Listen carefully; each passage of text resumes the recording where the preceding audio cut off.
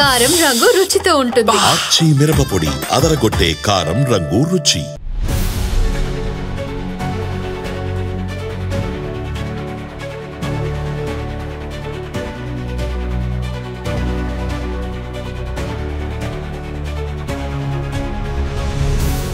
Hi peoples, welcome to ఆదాన్ మరొకొండం. నేను మీ ప్రసాద్. వీళ్ళు బ్రోకర్లు, మరి వీటిలు ఎవరు? ఈ టైటిల్ ఎందుకు పెట్టానంటే, ఇప్పుడు ఏదైతే ఆంధ్రప్రదేశ్ అంతా కూడా ఒక విధంగా చెప్పాలి అంటే రగిలిపోతూ ఉంది.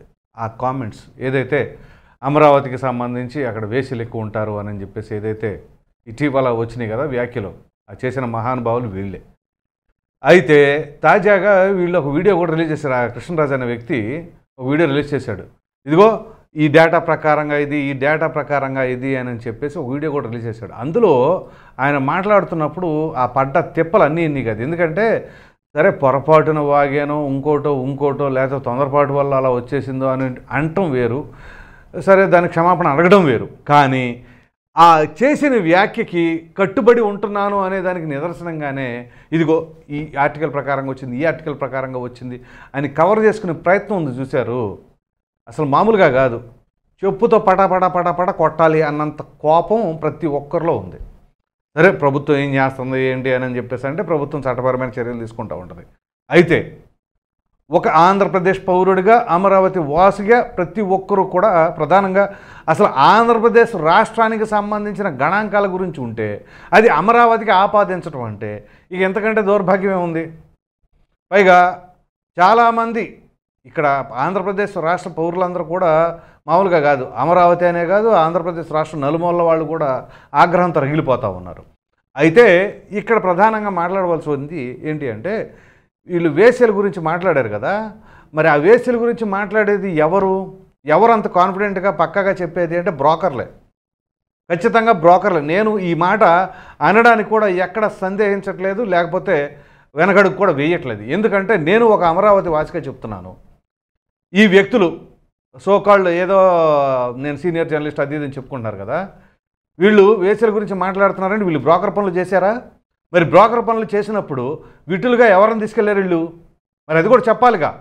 ఇప్పుడు సాధారణంగా కొంతమంది అడుగుతూ ఉంటారు, మామూలుగా లాడ్జిల్లో ఎవరైనా దొరికినప్పుడు సరే వేసీలను అంటే పట్టుకుని అరెస్ట్ చేస్తారు, మరి విటులను ఎందుకు అరెస్ట్ చేయలేదు అని చెప్పేసి అడుగుతారు. ఇన్ ద సేమ్ మేనర్ ఇక్కడ వేసీల గురించి మాట్లాడిన ఈ వ్యక్తులు పెద్ద మనుషులు, వీళ్ళు పెద్ద మనుషులు అంటారా ఏమంటారో ప్రజలు నిర్ణయిస్తారు, అది వేరే విషయం.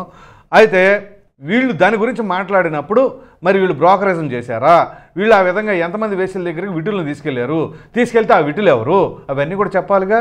పైగా ఈయన గణాంకాల ప్రకారంగా చెప్తున్నాడు 2024 నాటికి ఇంత 1,60,000 మంది ఎంతో సుమారుగా అప్రాక్సిమేట్లీ ఉండాలని చెప్పేస్తాడు. అంటే దానికి బాధ్యులు ఎవరు? అసలు ఆ విధంగా మారారంటే దానికి కారకులు ఎవరు? అప్పటిదాకా అధికారంలో ఉంది ఎవరు? ఇవన్నీ మాట్లాడుకుంటూ వస్తే నెవర్ ఎండింగ్ అన్నమాట ఇది. సో ఇక్కడ అసలు వేసీలు అనేది లేకపోతే ఇంకోటో అనేది ఇక్కడే ఉందా లేదా దేశవ్యాప్తంగా ఉందా? అసలు ఎక్కడా లేనిది కేవలం అమరావతిలో ఉంది అనే ఉద్దేశంతో మాట్లాడుతున్నారా? ఇండియా ఫైనాన్షియల్ క్యాపిటల్ ఏంటండి? బాంబేనే కదా. ఆ బాంబేలో రెడ్ లైట్ ఏరియా అనే ప్రాంతం ఉంటుందిగా. అంతెందుకు హైదరాబాద్లో ఎన్నిసార్లు ఎంతమంది దొరకలేదు? బెంగళూరులో దొరకలేదా? పూణేలో దొరకలేదా? ఢిల్లీలో దొరకలేదా? అసలు ఆ ప్రాంతం ఈ ప్రాంతం అనేది ప్రతి చోట ఉన్నదే కదా. అఫ్కోర్స్ వాళ్ళు ఉండడానికి గల కారణాలు, వాళ్ళ జీవితంలో ఉన్న ఒడిదుడుకులు అదంతా వేరే విషయం. కానీ ఇది ఎక్కడా లేనిది ఇక్కడే ఉంది అన్నట్లుగా. ఇప్పుడు పైగా ఒక ఆంధ్రప్రదేశ్ రాష్ట్ర పౌరుడిగా ఉండి పైగా అమరావతి వాసి అయి ఉండి అక్కడ ప్రాంతం గురించి అతను ఏ విధంగా మాట్లాడతాడు? సో దీనిపైన ఖచ్చితంగా ప్రభుత్వం ఇమీడియట్గా చర్యలు తీసుకోవాలి అని చెప్పేసి చాలామంది అభిప్రాయపడుతున్నారు.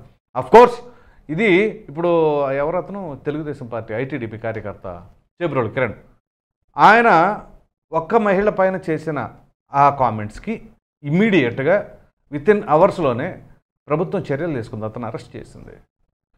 ఇక్కడ దీన్ని కూడా కంపేర్ చేస్తున్నాడు. పోనీ అలా తీసుకున్నా అతను అరెస్ట్ చేశారు. అయితే ఆ మీడియా పైన అతను మాట్లాడించిన వ్యక్తి పైన ఎందుకు తీసుకోవట్లేదు అని చెప్పేసి అంటున్నారు. ఇక్కడ మనం మాట్లాడుకోవాల్సిన అంశాలు చాలా ఉన్నాయి. అతను మాట్లాడింది ఒక వ్యక్తి పైన, ఇక్కడ ఇతను మాట్లాడింది ఒక రాష్ట్రం పైన, ఒక రాజధాని పైన, రాష్ట్ర ప్రజల పైన, ఒకరిపైన ఇద్దరిపైన కాదు, వ్యక్తిగతంగా కాదు. అది ఒకరిపైన తప్పే, ఇక్కడ ప్రజలపైన తప్పే. కాకపోతే ఇక్కడ అక్కడ యాజమాన్యం మీద ఎందుకు తీసుకోలేదు, ఇక్కడ సాక్షి యాజమాన్యం మీద ఎందుకు తీసుకోవాలి అని అంటే ఆ సాక్షి మీడియా ఎవరిది? ప్రతిపక్ష పార్టీ నేత ఇది, జగన్మోహన్ రెడ్డి గారిది. పైగా మాట్లాడిచ్చింది ఎవరు? సీనియర్ మోస్ట్ జర్నలిస్ట్గా ఉన్న వ్యక్తి. అతను సీనియర్ మోస్ట్ జర్నలిస్టే, ఇతను సీనియర్ జర్నలిస్టే. మరి వీళ్ళిద్దరూ ఉండి అంత బాధ్యతారహితంగా ఎలా మాట్లాడతారు? అది మనసులో ఒక విషపూరితమైన ఇది నమ్ముకొని వాళ్ళ కక్షనంతా కూడా ఆ రకంగా వెళ్ళగక్కుదామనా? సరే, రాజకీయ నాయకులు మాట్లాడుతున్నారు అని అంటే అది వేరు, రాజకీయపరమైన విమర్శలు. కానీ ఇక్కడ పదే పదే ఆ మీడియాలో జర్నలిస్టులు ముసుగులో వచ్చేసి ఇష్టానురీతిగా మాట్లాడుతున్నారు అని అంటే ఇంతకంటే దరిద్రం, దౌర్భాగ్యం, నీచం ఏ రాష్ట్రంలోనే ఉండదు. ఒక ఆంధ్రప్రదేశ్లోనే ఈ దరిద్రం దాపురించింది. కాబట్టి అసలు ఇక్కడ జనాలు కూడా ఎట్లా తయారైపోయారంటే ఒకళ్ళేమో అమరావతి రాజధాని, అది కూడా రాజకీయపరమే. ఇంకొకళ్ళేమో అమరావతి అని అంటే రాజధాని మొత్తం డెవలప్ అవ్వాలి అని. ఏదో ఒకటి నిర్ణయం తీసుకున్నప్పుడు అదన్నా సక్రమంగా నడవనివ్వాలి కదా. అది నడవనివ్వకపోగా అమరావతి మునిగిపోతుంది అని, అమరావతి అనువైన ప్రాంతం కాదు అని, అమరావతిలో ఇది ఈ రకమైన మనుషులు ఉండారు అని, అమరావతిలో డబ్బు ఉండే వాళ్ళకే అని, అమరావతి అంటే కమ్మ వాళ్ళకే అని, ఇలా ఇష్టాన్ని రీతిగా విషపూరితంగా చేసి రాష్ట్రాన్ని సర్వనాశనం చేయడానికి తలాపాపం తిలా పిడికిల్లాగా వ్యవహరిస్తూ ఉన్నట్లుగా అర్థం చేసుకోవాలి. ఇంకా ఎప్పుడు బాగుపడుతుంది మన రాష్ట్రం? రాజధాని ఎప్పుడు నిర్మించుకుంటాం? ఈ ప్రాంతంలో వాళ్ళు లేరు, ఈ ప్రాంతంలో వాళ్ళు ఉన్నారు అని చెప్పేసి అంత పర్టికులర్గా ఎలా చెప్పగలం? సరే, ఆర్టికల్స్ కావచ్చు, ఇంగ్లీష్ పేపర్లో కావచ్చు, అవి వచ్చినాయి. అవి ఇక్కడ అక్కడనే కాదుగా. ఇప్పుడు వాళ్ళు చెబుతున్న దాని ప్రకారంగా కర్ణాటక తొలి స్థానం, ఆంధ్రప్రదేశ్ రెండో స్థానం, అలాగే ఢిల్లీ, మహారాష్ట్ర, తెలంగాణ, ఇలా తెలంగాణ కూడా 5వ ప్లేస్లో ఉంది అని చెప్పేసి అంటున్నారు. సో దాన్ని ఎలా నివారించాలి, దానికోసం ఎటువంటి చర్యలు తీసుకోవాలి అని చెప్పేసి చెప్పడం వేరు, సూచనలు ఇవ్వటం వేరు. కానీ అసలు అది ఎలా వరకు వస్తుంది? అసలు ఇక్కడ చంద్రబాబు నాయుడు గారు అన్న పదం ఏంటి? దేవతల రాజధాని అంటే దేవతల రాజధానిని ఎలా అంటారని అనటానికి ఇతనికి ఎక్కడ హక్కు ఉంది? సో నేను ఇంకా చాలా రెస్పెక్ట్ఫుల్గానే అతను ఇతను ఆ వ్యక్తి ఈ వ్యక్తిని మాట్లాడుతున్నాను. కానీ చాలామంది అయితే లుచ్చానా డాష్లని మాట్లాడుతున్నారు తెలుసా. ఇప్పటికీ దాన్ని సమర్థించుకునేలాగా వీడియో రిలీజ్ చేసి అంతా చెప్పేసి, పైగా ఇతను స్టార్టింగ్ వ్యాఖ్య వినండి, ఆ వీడియో రిలీజ్ చేసిన దాంట్లో ఆయన ఏమన్నాడంటే, ఇటీవల నేను చేసిన కొన్ని వ్యాఖ్యలు వివాదాస్పదంగా మారే. ఆ వ్యాఖ్యలు వివాదాస్పదంగా మారలా, వివాదాస్పద వ్యాఖ్యలు చేశారే కాబట్టి ప్రజల నుంచి అటువంటి స్పందన వచ్చింది. వీళ్ళు మాట్లాడే దాంట్లో కూడా ఎంత చక్కగా ఫ్రేమింగ్ చేసుకుంటున్నారో చూడండి.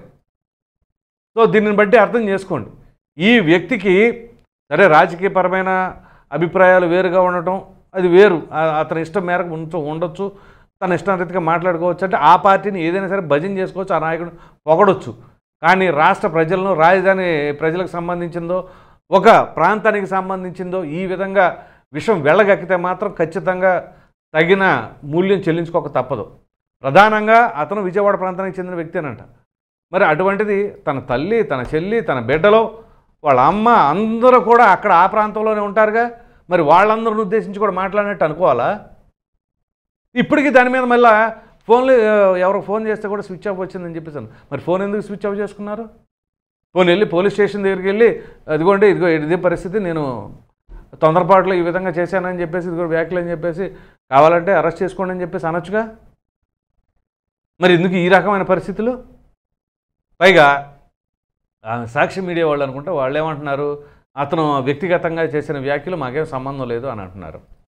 ఓకే, వ్యక్తిగతంగా అతను చేసిన వ్యాఖ్యలు అన్నప్పుడు అవతల కేఎస్ఆర్ ఉన్నప్పుడు అతను ఏం చేశాడు? ఖండించాడా? ఖండించలేదే. అతని పైన అతను నిన్నెక్కడ రోల్ చేస్తారనేది అతని గురించి చెబుతున్నాడు, కానీ ప్రజల మనోభావాలు దెబ్బతింటే నేను మాట్లాడలేదే. అదే అప్పుడప్పుడు లైవ్ షోలు తీసుకుంటూ ఉంటారు. ఇదే లైవ్ షోల్లో స్ట్రైట్ అవే ఎవరైనా వాళ్ళకి వ్యతిరేకంగా మాట్లాడితే ఇమీడియట్గా లైన్ కట్ చేస్తారే. మరి ఇతను ఎందుకు కట్ చేయాలి? ఆ షోలో ఎందుకు ఆపాలి? అప్పుడు ఇట్లా ఉంటాయి అన్నమాట. సో కాబట్టి ఇప్పటికైనా కొంతమంది మాట్లాడే తీరు, మాట్లాడేటప్పుడు ఒళ్ళు అలాగే నాలుక అన్ని దగ్గర పెట్టుకొని చాలా జాగ్రత్తగా మాట్లాడాయి. ఈ ఈశ్వరుడు నోరిచ్చాడు కదా అని ఎట్టబడితే అట్లా మాట్లాడారనుకోండి, దానికి తగ్గ పరిణామాలు అయితే మాత్రం ఖచ్చితంగా చూస్తారు. అట్లాగే మూల్యం కూడా చెల్లించుకునే పరిస్థితి కనిపిస్తూ ఉంటుంది. సో ఓవరాల్గా కనుక మనం మాట్లాడుకోవాల్సి వస్తే ఈ కృష్ణరాజు అలాగే కేఎస్ఆర్ వీళ్ళిద్దరూ చేసిన పని వలన రాష్ట్రం అంతా కూడా అల్లోకల్లోలం అవటం కాకుండా ఇక భవిష్యత్తు కూడా ఎలా ఉండబోతుందని దీన్ని నెక్స్ట్ వీడియోలో కూడా చెప్తాను మీకు నేను. సో ఖచ్చితంగా ఈ వీడియో చూస్తున్న ప్రతి ఒక్కరు కూడా ఆ వీడియోలో కూడా నేను ఇంకా వివరంగా తెలియజేస్తాను ఏమేమి జరిగినాయి ఏంటి అనేది కూడా. సో మొత్తం మీద మాట్లాడుకోవాల్సి వస్తే ఈ కృష్ణరాజు ఆ కేఎస్ఆర్ అనే వ్యక్తులను అయితే సంఘం నుంచే సమాజం నుంచే బహిష్కరించాలి అని చెప్పేసి అయితే కొంతమంది డిమాండ్లు కూడా చేస్తున్నారు. మరి చూద్దాం ఏం జరుగుతుందో ఏంటి అనేది. ఈ వీడియో కనుక మీకు నచ్చినట్లే లైక్ చేయండి, షేర్ చేయండి. అదేవిధంగా వీళ్ళు బ్రోకర్లు, మరి వీటిలు ఎవరు చెప్తారా? మరి వేశ్యల గురించి మాట్లాడినప్పుడు వీటిలు కూడా ఉండాలి కదా, మరి వీళ్ళు బ్రోకరేజం చేశారనే దానిపైన మీ విలువైన అభిప్రాయాన్ని కామెంట్ రూపంలో ఖచ్చితంగా తెలియజేయండి. Thank you.